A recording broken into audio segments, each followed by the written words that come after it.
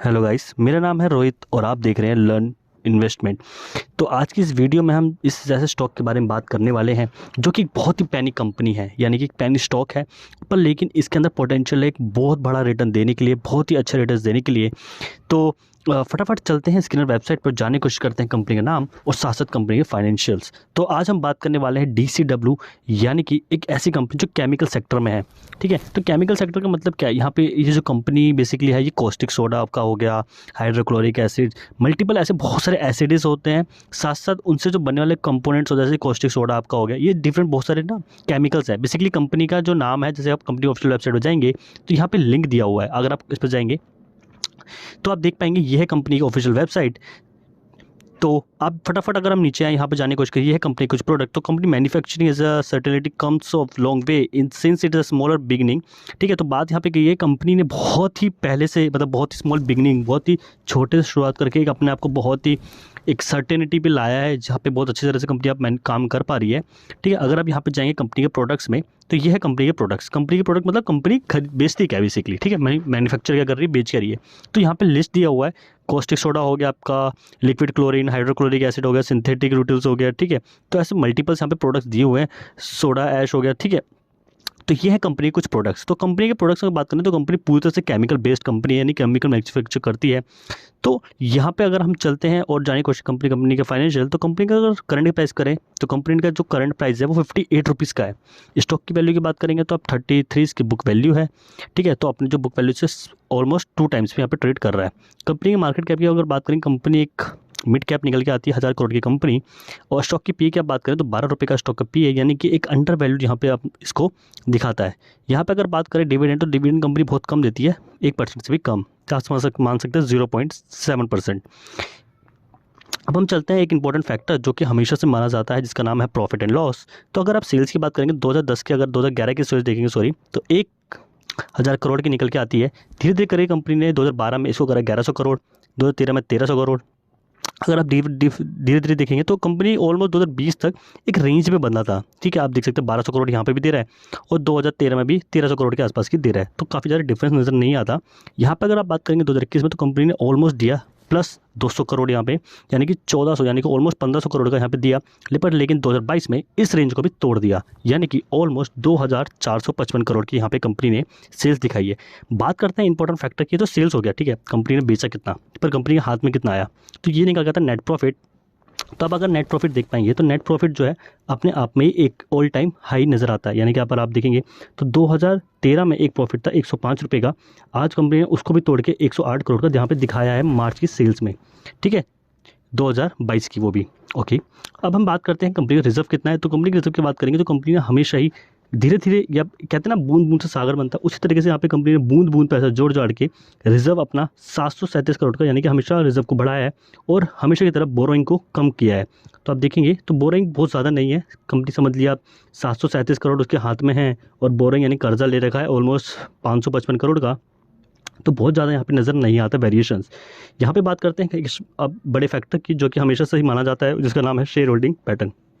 बिना share holding pattern के किसी कंपनी को देखना मतलब 50% आपने पार्ट जो है छोड़ दिया। तो यहाँ पे 50% पार्ट की अगर बात करें वो है शेयर होल्डिंग पैटर्न।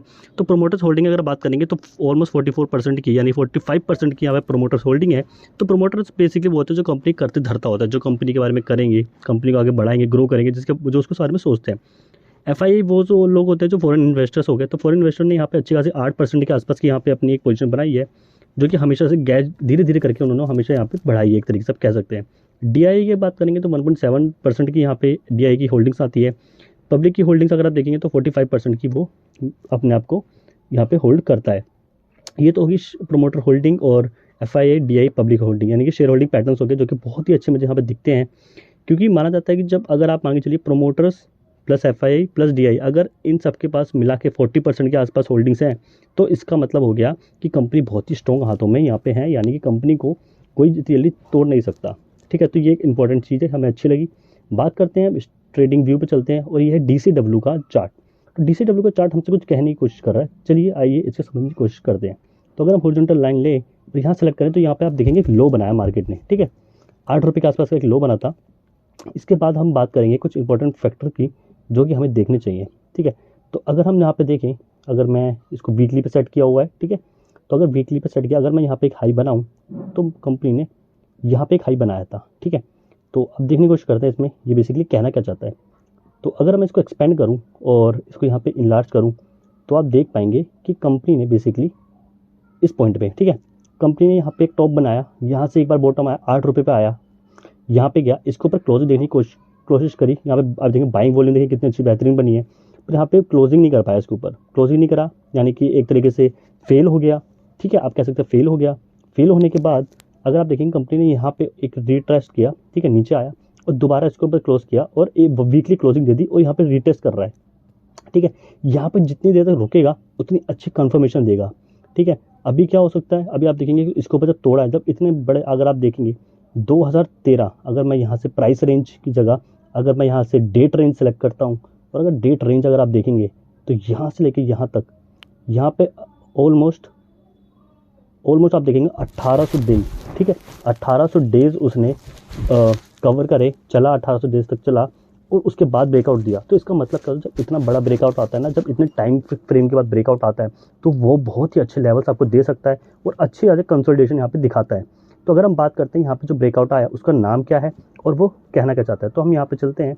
यहाँ पे जाने के बाद हम सेलेक्ट करते हैं आप ब्रश, और अगर मैं आपके सेलेक्ट करूँ तो आप देख पाएंगे इसको कहते हैं कप और इसको कहते हैं यहाँ से हैंडल। मेरी ये ड्रॉ अच्छे से नहीं हो पाया, बट आप समझ पाएंगे कि ये जो कप है वो नीचे तक होता है, यहाँ पे यहाँ तक जो भी इसका लो है, ठीक है। अब अगर मैं यहाँ पे प्राइस रेंज को सेलेक्ट करूँ, ठीक है, आपके लिए जाऊँ यहाँ पे प्राइस रेंज को लूँ और इसके लो से ये जो लो बना है इसके यहाँ से लेके हाई तक यहाँ पे सेलेक्ट करूँ, ठीक है, इसको थोड़ा सा ऊपर लेते हैं, ठीक है, और इसको अगर हमने डेप्थ से लेके बॉटम तक लगाया, अब बॉटम से लेके हम इसके डेप्थ ऊपर तक लेके जाएंगे और जानने की कोशिश करेंगे हमारे जो टारगेट।